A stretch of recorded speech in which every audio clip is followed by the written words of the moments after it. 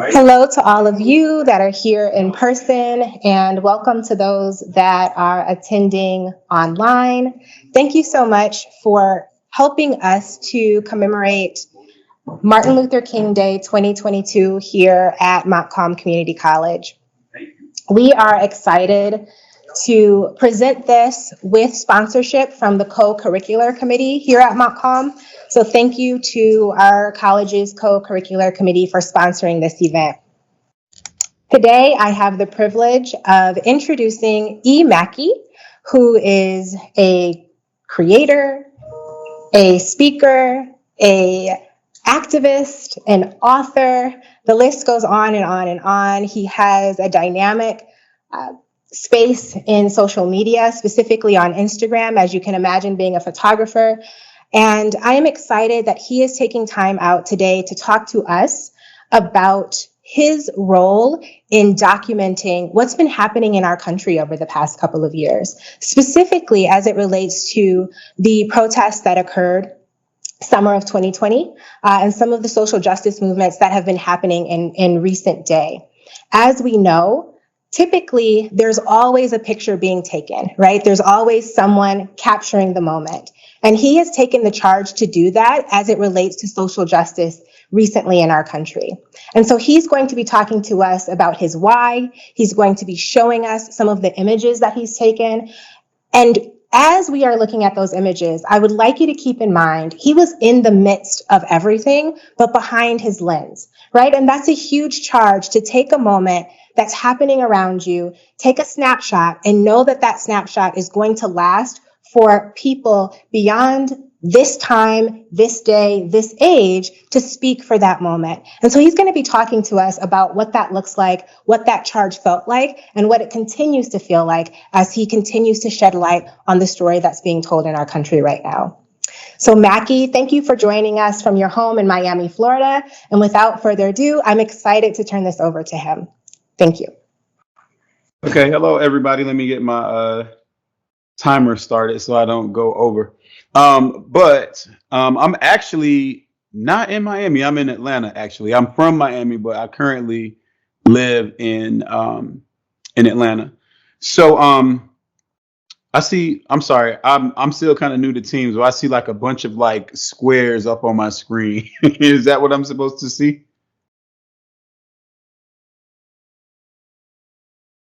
Instructor Neil? Yes, that is correct. Yes, you're good to go. So, okay. All right. So at any rate, I'll talk to the little squares on the screen then. Okay. So at any rate, today my objective, I'm going to share a presentation with you. If you don't mind, give me one moment to get that ready. And basically, it's just going to, like Instructor Neil said, it's just going to go through kind of what I went through, some of my experiences on the front line. And hopefully what I can communicate with you can let you know about the power of choosing your weapon. And so my weapon was a camera. That's how I chose to document. That's how I chose to communicate a story. But, you know, hopefully through what I explain to you here or what I show you here, it will inspire you to choose whatever weapon of communication that you have to tell long lasting stories as well. So let me go ahead and get started. I want you all to look at this as more of a talk, like an interactive thing, more so than it being me speaking at you. So if you want to ask any questions, you know, we'll have a Q&A at the end. Make sure you jot them down. And, you know, I just wanted to be engaging for you. So before we get started, I just want to run you through a couple things or a few things. Number one is I am not here to push a political agenda. What you believe and what you feel is what you believe and what you feel. And I am not here to change that at all. I'm only here to give a perspective. Next thing is some images are graphic. When I'm out on the front lines, there were some bloody times. There were some violent times. So some of the things that you see might be a little bit graphic and jarring. Some of the language, particularly on the signs that you may see, are explicit. And I encourage you to feel what you feel. So I'm an artist. So that means that it's not my job to create content that you like. It's my job to create content that makes you feel something. So if you absolutely hate what I'm showing you, I win. Basically, I made you feel something. So I want you to feel what you feel. I encourage you to feel it. If you hang on to the end of the showing, if you have some questions that you feel might challenge me or challenge my perspective, I encourage you to ask them. Like, let's engage and let's have some dialogue. So I'm going to start this presentation off with this video. Some of you may recognize it, but I'll speak more about it after.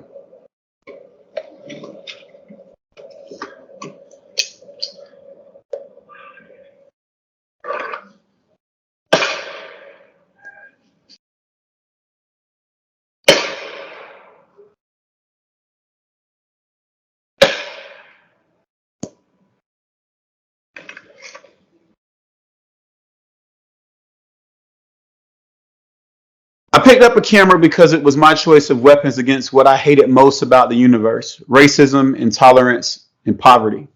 That's a quote by Gordon Parks. This quote really resonated with me because after seeing the video that I just showed you, which was the video of Ahmaud Arbery being murdered, this is where I was. This is what I felt. I felt like, as a black man, that I was exhausted. I was just tired. We were just at the beginning of the lockdown, at the start of the pandemic. And I remember thinking to myself that the one good thing that came out of this pandemic is the fact that everybody's locked down, everybody trapped in the house. And I literally had the thought that the good thing about it is black people can't get killed now. I literally had that thought. And then maybe like a week or two after having that thought, I saw this video and it kind of made me feel hopeless. It made me feel helpless. It made me feel like there was nothing that I could do. The best way that I could describe it would be like back in slave days, and like if I were married and the master raped my wife in front of me, like just powerless to be able to do anything, and I just had to watch. And so I decided that because I don't have a gazillion dollars, I don't have any political influence, I just thought about what I did have, and it was that camera. So I picked up my camera, and it was my choice of weapon to try to do something. I knew that I had a perspective. I knew that I had something valid to say. And I just decided to drive down to Brunswick and find my voice, essentially.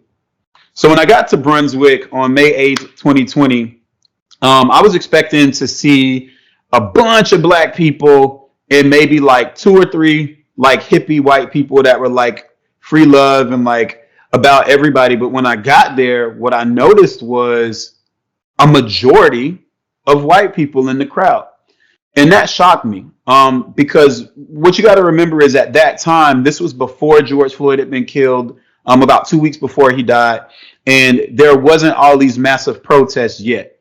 And in my mind, what really resonated most with me as a black man is that, my life matters. And it felt a lot like my life did not matter to the masses. My life didn't matter as a black person. And so when I went to Brunswick and I noticed so many people that did not look like me, that didn't share my experience, I thought that was a story. I thought that was a story that I should tell. And so when I came back home, I edited my photos and I decided that I would only post photos of white people. I was not going to show any black people in any photo. And the story that I wanted to tell was a story of allyship, of people that don't look like me, that didn't have the struggles as me, the same struggles as me, coming out to speak on my behalf.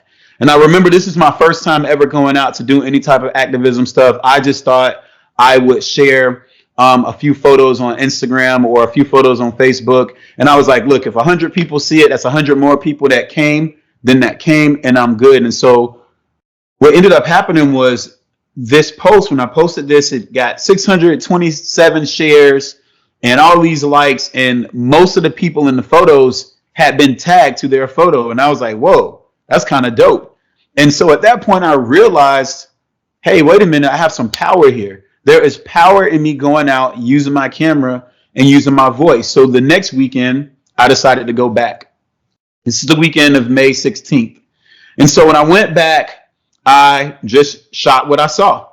Once again, I was going around in the crowds and I was trying to capture the emotion of what I saw and, show to the world, the rest of the people that weren't there, what was happening there. And while I was there, this older lady here named Jane Altman Page, who has since become a good friend of mine, she said a speech. And so she said this speech about how she grew up racist, basically, and how she was taught this racism. In her home, she said it was all around her. It was where she ate, the people that she hung out with. It was just a part of her life. And so she was explaining how, as she grew older, her interactions with different people kind of reshaped her view of life. And so while she was speaking, I was like, whoa, it was so profound. I flipped my camera from photo to video and I just shot this video. And then I rushed back as soon as she finished and I uploaded this. And when I did, this just kind of went crazy. On Facebook, it had almost 65,000 views. 1,000, 2,000 people liked it. Almost 4,000 people shared it. And I'm like, wait a second, something's going on here. And so this was kind of like, it was affirming to me that my idea of going out and using this camera to just kind of communicate a story was actually a valid idea. So then I decided to make a sacrifice. A few weeks later, George Floyd was killed. I was left with, I think after I paid my bills, maybe like $250 or something like that. And so I decided that I wanted to go to Minneapolis. And so I was trying to figure out, how can I go to Minneapolis and I don't have much money? I don't know anybody there. What can I do? And so I made a post. I said, do I have any friends or followers in Minneapolis? Trying to make arrangements to go. My intention was when I went was to just go for like 2 days because that's all I could afford, and then come back home and just finish doing the work that I was doing at home for my clients. And so what ended up happening was, from that 2 days, so many people started donating money to me, sending money to me, making sure that I was okay, that I was able to stay for 3.5 months. And that eventually led to me traveling to 11 cities. And it was just because people appreciated the fact that I was there documenting. So when I got there May 27th, I think it was the Wednesday, a few days after the Wednesday after George Floyd had been killed, this is what I saw.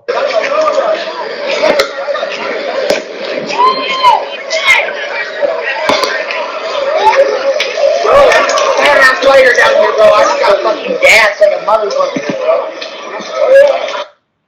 It was chaos. Everywhere you turned, it was chaos.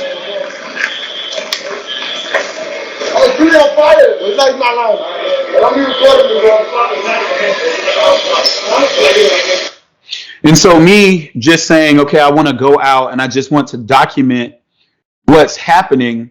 I did not know what I was getting myself into. I didn't know.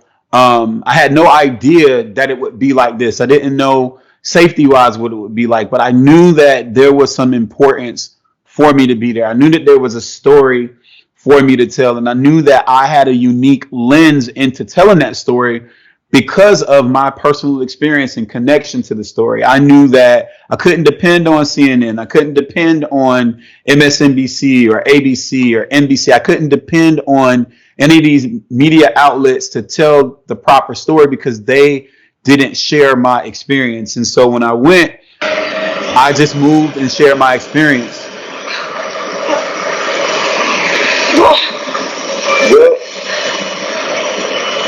Mama. Oh, this shit burns.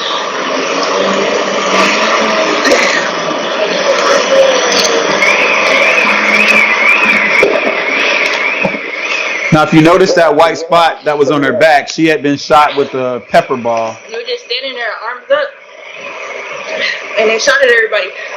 They shot the bullets? Yeah, I got shot in the back, and it was throwing tear gas. Or mace, whatever. That shit burned. Where's the top? So that particular person, I was walking back to the car because I had traveled to Minneapolis with another photographer. He actually got trampled. Something exploded or the police were doing tear gas or something, and then he was running away and got trampled and sprained his ankle. So I was going back to the car to try to drive the car closer to him to pick him up. And I came across that young lady, and she was like, "Hey, can you please pour this milk in my eyes?" She had been tear gassed, and I've been tear gassed, and I can tell you it is not pleasant at all. I also had the opportunity to see this iconic mural right here when it was being created. Like the days that they were working on it, I was like, "Oh man, this is so cool." I had no idea how big of a symbol that this would be in the movement at the time when it was being painted. This is the area where George Floyd actually got killed, like right in front of the Cup Foods.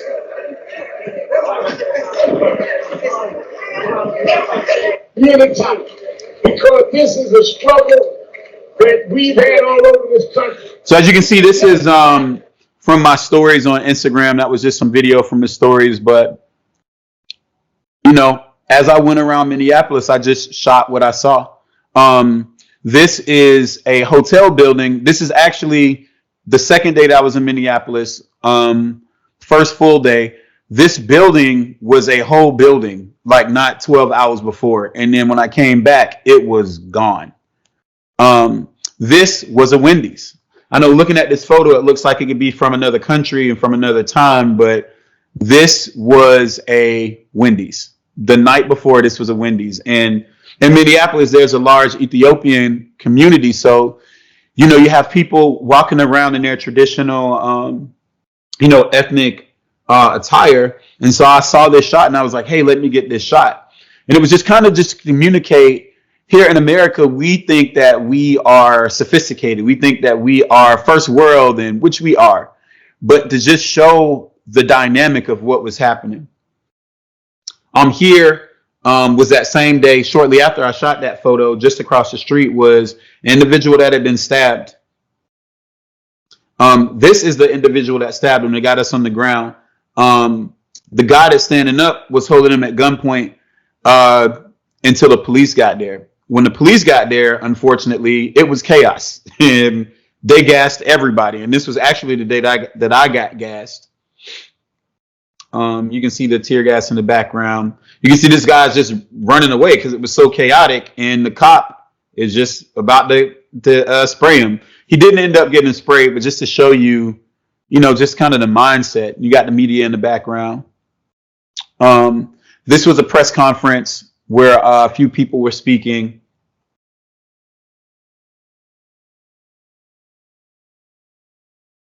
And so at any rate, when I started this journey, like I said before, I started this journey thinking, okay, as a black man, I can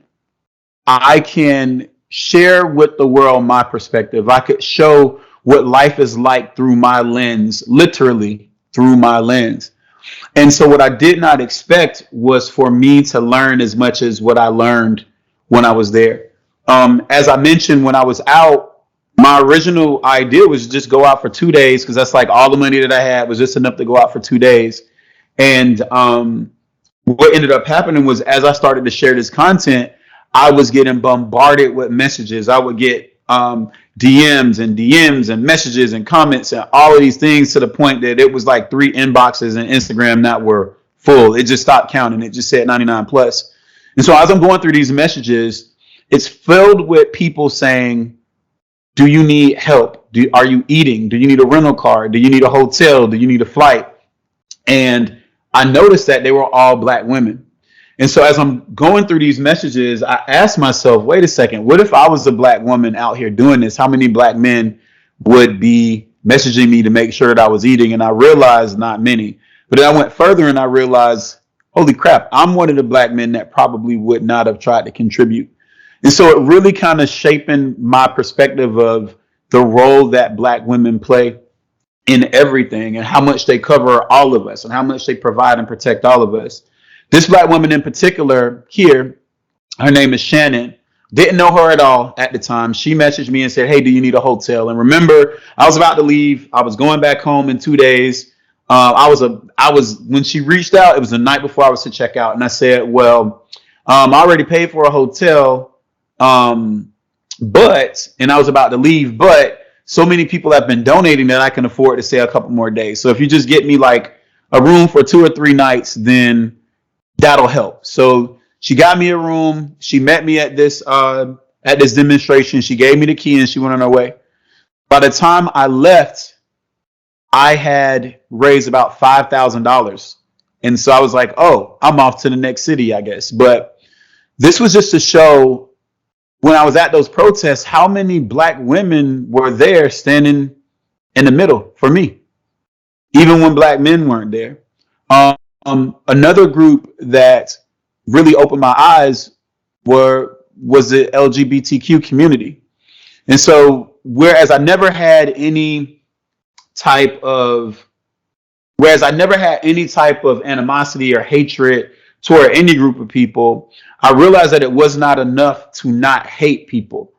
It wasn't enough to just be okay with people or just be cool with people. I needed to stand up for them in the way that they stood up for me. And so when I was out on the front lines, I witnessed so many people that didn't share my personal experience, that were putting their lives and their health on the line to fight for somebody like me. And it kind of shaped who I was. And then I realized that I had an assignment.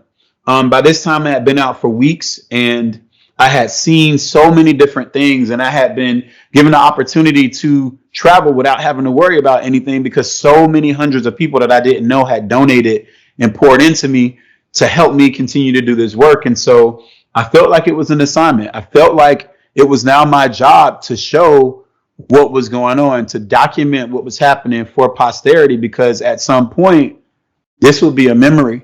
And when it was a memory, there's going to be a little child. Like I had this thought of, there's someone right now in this world that is pregnant, and that child in 20 years is going to look back at pictures from 2020 and see everybody in masks and wonder, why was everybody in masks, mommy? Or why were all these people in the streets? And so I realized that, hey, maybe I have a responsibility to do this now. So many people that poured into me, so many people that believed in what I was doing, that, hey, this is what I need to do, and I accept that role. So these are some photos from New York City. By June 4th, I went back to Minneapolis to document one of George Floyd's, I think it was 4 memorial services. This was right outside the church. That's his casket being loaded into the hearse.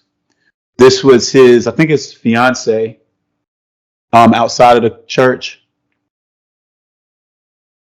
I also flew to Houston to go to his other memorial service, one of his other memorial services that was there. This is right outside the church. This shot was just, we call this a happy accident.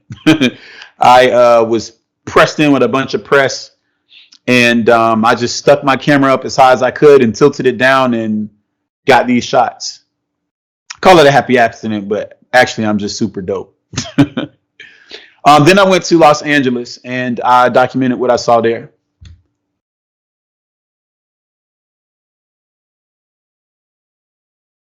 Once again, while I was out, I realized so much about who was actually there fighting for me.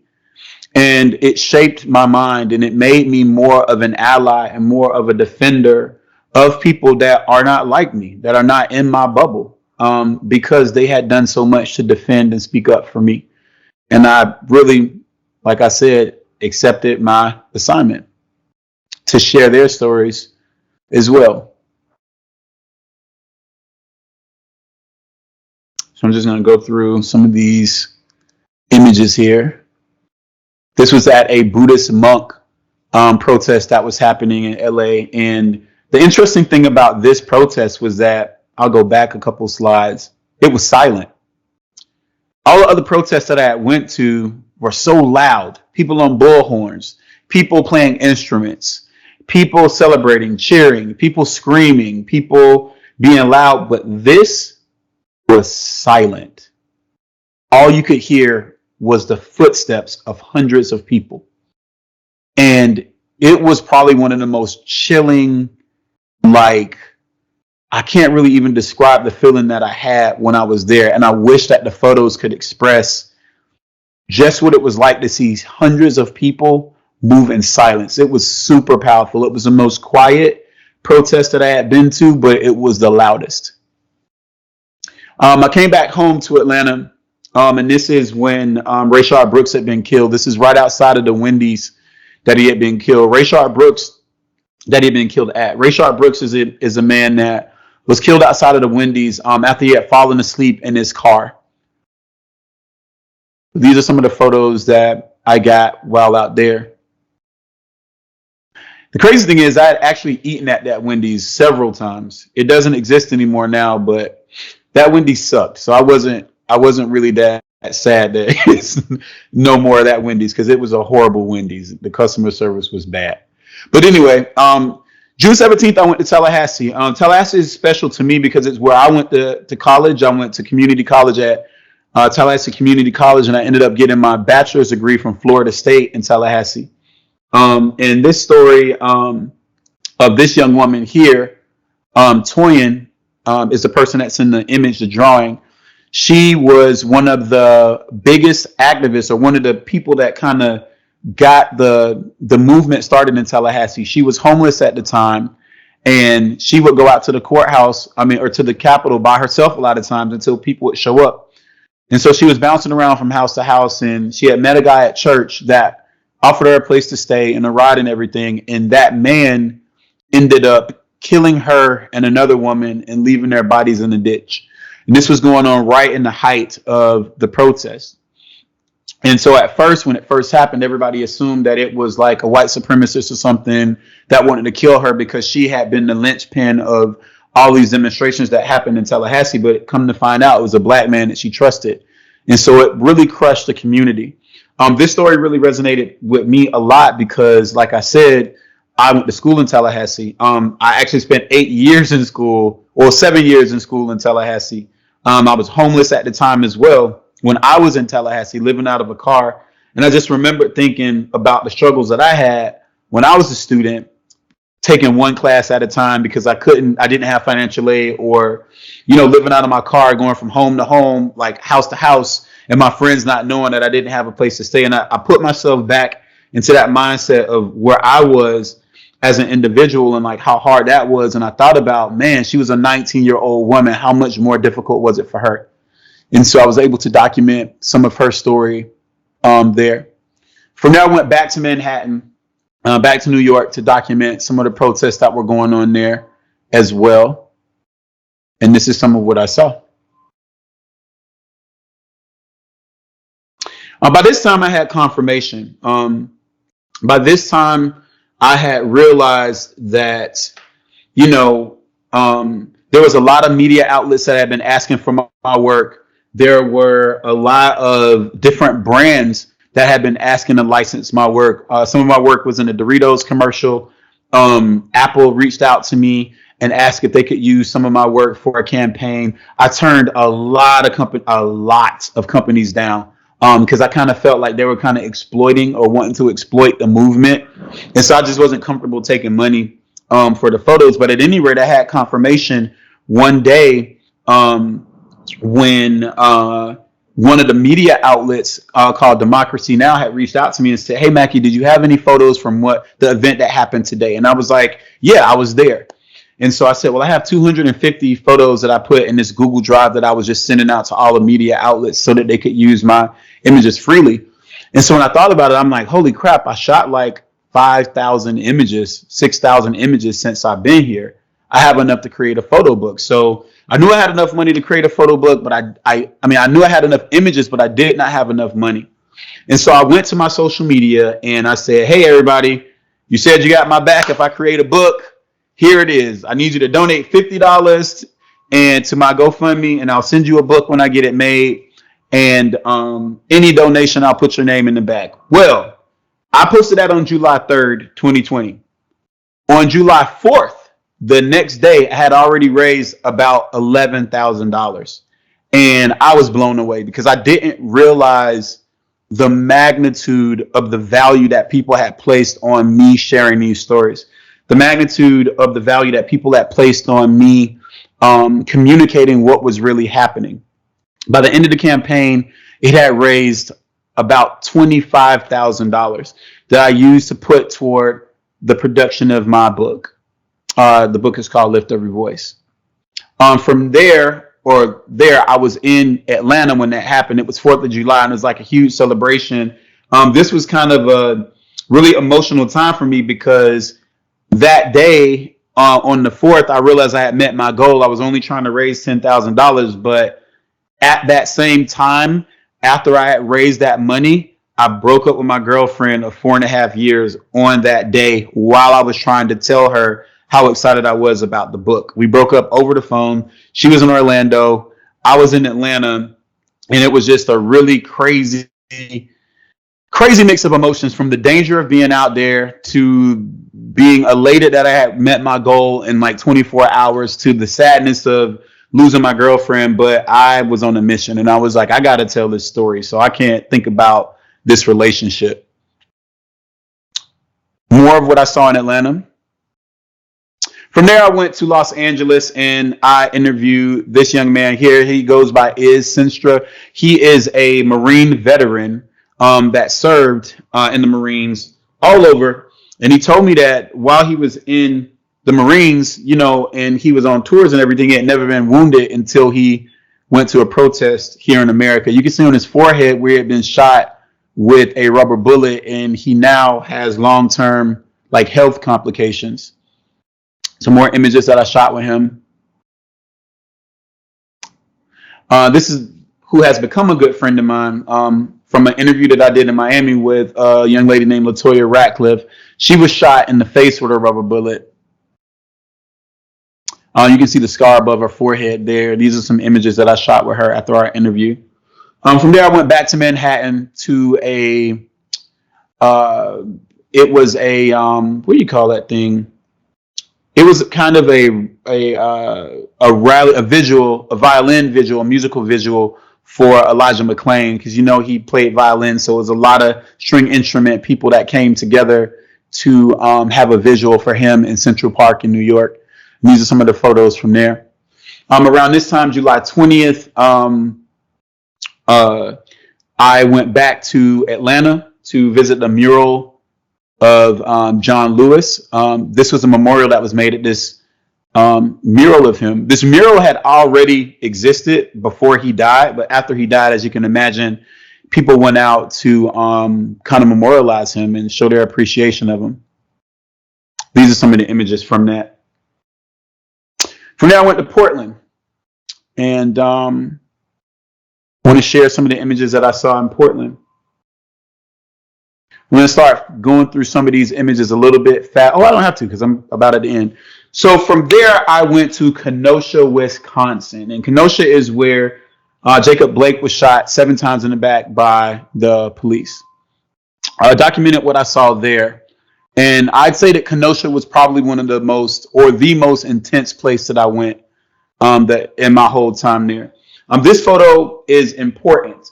This photo was taken about an hour and a half before Cal Rittenhouse opened fire on a couple protesters there. The person in this photo is Richie McGinnis.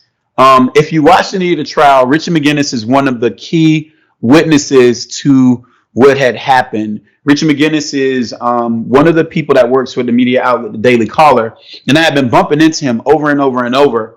And he was actually staying in the same hotel as me. So this night, I bumped into him again, and I'm showing him all the images that I shot of him. And I'm like, yo, I got this image of you. He's like, yo, send it to me. Richie ended up being interviewed by Wolf Blitzer not long after about the situation. And CNN actually used this photo in their interview.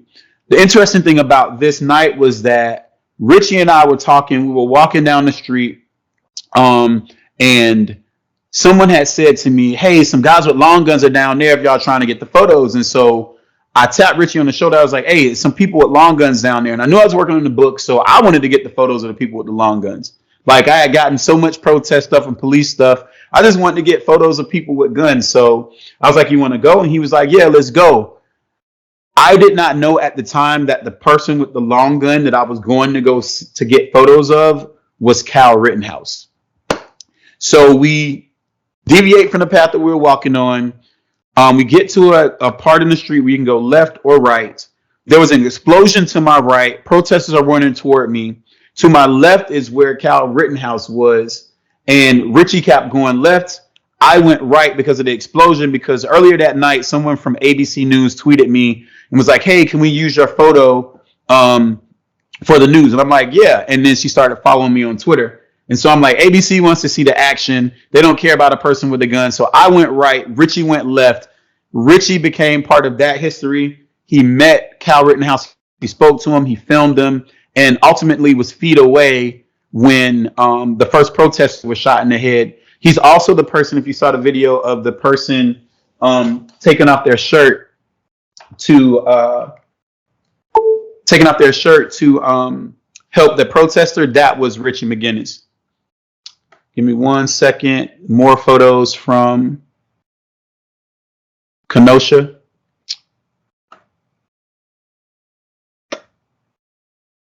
This was some video.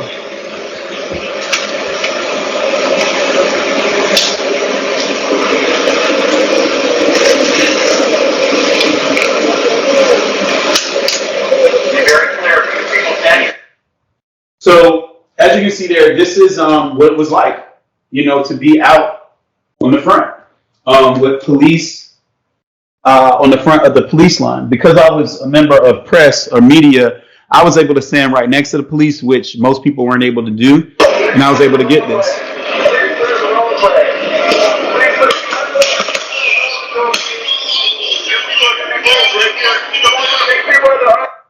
This was literally like an hour before Cal Rittenhouse was shooting. Again, as you can see, I'm behind the police, which is kind of unheard of at a protest. But typically, when you're out in a documenting capacity, when you're press, you have kind of privileges to move that other people can't really move in, and you're supposed to be protected from anything that goes on. So you're not supposed to be getting gassed, you're not supposed to be getting shot at and all that stuff. But in a lot of places, it didn't matter. As you know, or may know, in Kenosha, there were a lot of fires. I was a witness to those fires. Earlier, Instructor Neal was explaining to you that I was in the thick of it. And I think that's something that you should consider when you look at any photos or images from any type of time like this, is the fact that you're seeing a two-dimensional image. Think about the way it smelled.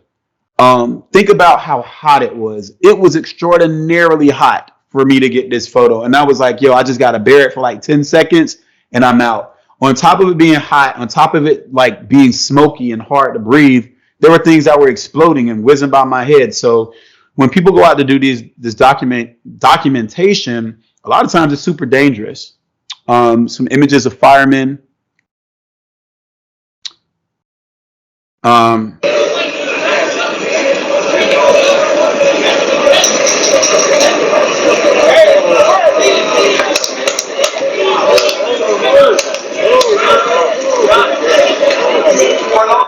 So that was a police shooting pepper balls at the crowd or someone in the crowd.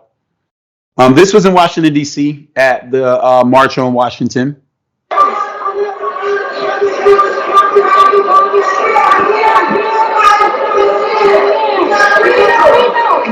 That was an experience, but it was extraordinarily hot out there. I mean hot. But it was a really cool experience to be out there. Kind of graphic image of another young man that was killed by the police. A story that we never even heard of. I think this is one of the only times that it would be cool to hose down black people at a protest. Everybody was happy that the firemen turned on the water because it was unbearably hot out there. And I've accepted my purpose. I've accepted that my purpose with my following, with my platform, with my talents is to be someone that documents and creates and tells stories. This is my book after it was done. The television network BET ordered like 200 copies to give out to their talent as Christmas gifts in Christmas 2020. Last year, 2021, summer 2021, I was able to do a exhibition of my work at a museum in Charlotte, North Carolina called Choose Your Weapon. And so this is Choose Your Weapon. And it was basically an exhibition that was trying to encourage people to choose whatever their weapon was, whether it was their privilege, their pride, their culture, their art. And it just kind of went through some of the images that I shot while I was on the front lines. And that was a really dope experience, because when I started this journey out, I had no idea that I was going to write a book. I had no idea that I was going to have a art exhibition. I had no idea that I would be speaking to you. I just had this passion to tell an authentic, real story. I had never done it before. I had no experience with it. It was just something that I really, really wanted to do that resonated with me. And it leaves us here. And now, with 52 seconds to spare, we're up to Q&A. So, Instructor Neil, if you want to open up the floor for any questions, comments, or concerns, I'm good. Yes. First of all, I want to say thank you so much, Mackey. We do have some questions that I will read aloud, but I want to say thank you to you for being so open and so candid and honest with us. And I just want to say I appreciate that and Oh, no appreciate you problem. willing to share. Yeah, thank you. No problem. There, I appreciate the platform to be able to share. there is a question in the chat, and before I read it, I want to remind all of our people viewing online and also the people that are watching in the room, please make sure you are filling out the survey for this event. We do want to make sure that we're getting your feedback. But the question in the chat, when you were out in the midst of all this, did you ever feel scared? Oh, yes. Most definitely. I think you get less and less scared, right? It's like, if you can imagine, and I don't want to compare myself to any member of the armed services, of the military at all, but just the best way to describe it is like, it would be like if you were in the military, right? Like your first day of a deployment and you hear something explode or a bullet whiz by your head, you are probably peeing your pants. And then it comes to a point where you kind of get numb to it and you kind of expect it. And it would be times where there would be explosions, people wouldn't even flinch, because it had been so many explosions before, and it would be times where we would be walking through plumes and plumes of tear gas and people just walking through it because they had just become so numb and like immune to it. Sorry, that's my timer telling me my time is up. But yeah, I was absolutely afraid. I think the biggest fear that I had going into it wasn't even about my safety out there. I was afraid of COVID. And I was like, man, I don't want to go out there and die of COVID. And I think the thing that kind of made me not as afraid is I thought about Dr. King, which is fitting for this presentation. But I thought about Dr. King, and I thought about all the times that he had received death threats or crosses burning on his yard, or like Molotov cocktails thrown at him or whatever. And the fact that he never gave up the work. And because he didn't give up the work, people like me have an opportunity to have a better life. And so I said, I had to sit down with myself and I said, if I die out here, this is just how I die. But my life will have meant something. So yeah, I was very afraid until about like a month and a half in, and then you're not as afraid anymore because you kind of have spidey senses, kind of how to maneuver. But life changes in a split second. So it's very dangerous out there. But yeah, it went from fear to like a healthy respect of the environment around me. But yeah, I was very, very afraid at first. Thank you. We have some other questions. I can see that people are typing, but I'll ask this. How do you choose the content that you want to share with others? And is there ever a time where you've chosen not to share content on social media? Yes. There is a time that I chose not to share content. But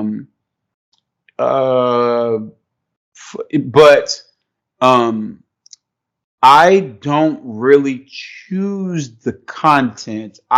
It sounds kind of cliche, but I let the content choose itself, right? So when I was at Brunswick, and I saw that it was just so many white people, and I was not expecting that because this was way before the protests had happened. And I didn't think that, honestly, I didn't think that white people cared, And so when I got there, I was like, whoa, holy crap. I mean something. Like I really had that feeling like I mean something. Like, I got emotional. I cried, and I was like, wow, white people think that our life means something. And I cried about it. And so when I got back home, it wasn't difficult for me to choose the photos. It was just like I wanted other people to feel how I felt, because I knew how much that would mean to black people, other black people. So I was like, look, if you out there thinking that everybody's against us, if you're out there thinking that people don't stand with us, that's a lie, because I witnessed it and I put that up. But on other days, it's like, the story will kind of tell itself. You know what I mean? If you just be authentic to what's happening, the story will tell itself. The one time that I didn't share something to social media was when I was at the protest or the vigil in Tallahassee for the young lady named Toyin, and I told you had been murdered. If someone had passed out and in the crowd, and when she passed out, all these women, like black women, ran over to try to help her, and like the guys were just standing around like looking. Nobody tried to help. And so I went, because I'm documenting everything, and I'm just popping away. And then people got offended. And so they were like, how could you take photos and this woman's vulnerable? And I'm like, you see it as me taking photos of a vulnerable woman. I see it as me showing the story of how black women come together to help. And so I didn't share that story because they felt a way about it. I don't recall sharing it. But that was a situation where I didn't. I typically won't share something that would aid in. Okay, so a protester protesting, right? When you saw photos of, or somebody going in the store and like looting or whatever it was, I would not share a photo that would implicate them or help them be arrested. I wouldn't show that. I also have like a bunch of footage of people inside the police station that they burned down, like people in the police station burning the police station down. I never shared that because I didn't want to be the reason that someone went to jail while standing up for whatever they believe. Now, if I had footage of somebody like, I don't care what you believe in, if I had footage of somebody shooting somebody, and it would yeah, I would definitely share that. But in the course of what was happening, I didn't share any content that would lead to any type of arrest in the course of me trying to tell the story of what was happening, if that makes sense. Yes, thank you. Thank you. I was going to put a link to Baya's photo book in the comments. Oh, so a couple of questions have come in regarding one, your book. If you could provide a link to how to purchase your book, that would be incredibly helpful. And then someone else asked in the chat if someone wanted to support your work, are there specific needs that you have right now? So I'll go to the book question first. So the book is sold out. So the book is currently sold out. I can provide you with the link. It's lifteveryvoicebook.com, but it is currently sold out. Lifteveryvoicebook.com. Now, if you purchase the book, you can send me an email and I'll send you a digital copy of the book that you can have. Or actually, I intended to send a link to Instructor Neil to share with you all of a digital copy of the book. So I will share that with you. You can have the digital copy. But in terms of the hard copy of the book, it's currently sold out, and it may be a few months before I have more copies because it's extraordinarily expensive to produce. So, but yeah, in terms of how you can support, share the message. I think that you can support by having me do talks like this. If you know of anyone else that would like to hear of anything, like hear my story or have any of my information, you can support by that way. Of course, everybody always takes monetary donations, but I think to me, the most important thing is just to have people that are engaged, that are interested, that genuinely want to share the story or share the message. Like I said, I had this exhibition. So I have in my storage an entire art exhibition that documents this whole thing. So if you know of anybody that wants to do something that honors what happened, I can donate some of my stuff. So any way that we can kind of help get the word out would be the biggest way that you can support me. But people always take money, but most importantly, plug me in somewhere. With a few minutes left, I would like to ask one final question, Mhm. and then some of you may notice that the camera came back on in the room, and there is an image that we'll be showing in a moment. But the name of your book, Lift Every Voice, we know that that name has significance in the Black community, as it is the song that we often sing in any special occasion. Lift Every Voice and Sing is a song that we sing in the Black community. Is there purpose and meaning behind that name for your book? Yeah, so the purpose behind the name Lift Every Voice was because, remember, I'm going out to document what's happening. And so in my mind, I'm giving a voice to every individual that was out there that was sharing their story, you know? In addition to that, I interviewed a lot of people that were wounded at protests. Either they were shot by police in some way or whatever happened. Like some people lost eyes, some people lost function in their body, some people lost body parts. And so in the book, they tell their stories. And so basically, when you read the book, there are a number of different actual written stories that people have told. And I just wanted to use it to lift their voices. But overall, it's just telling the story of, what happened. And so just to give you some context on the book, it started off as documenting the protest, but it actually turned into an actual history book that chronicles the Black experience from August 20th, 1619 to August 28th, 2020. And it just goes through like the systems that kind of built the, systemic racism that brought us to the protests. Can I just say that's super dope right there. So Like, yeah, I want to make sure that you see this. So oh my Mackey God. printed one of his images, and we asked for one, and he gave us two. So thank you, because we are putting these up on campus, and we're super excited to be able to display this work. And this print is called Engage. And for those of you that can't fully see it, the woman is kneeling with a mask on, and in her hands is a cardboard sign that says vote, use your voice, right? And so this idea of being able to present this to our campus and allow a moment of thoughtfulness and imagery, we're really excited to be able to provide this opportunity for our students.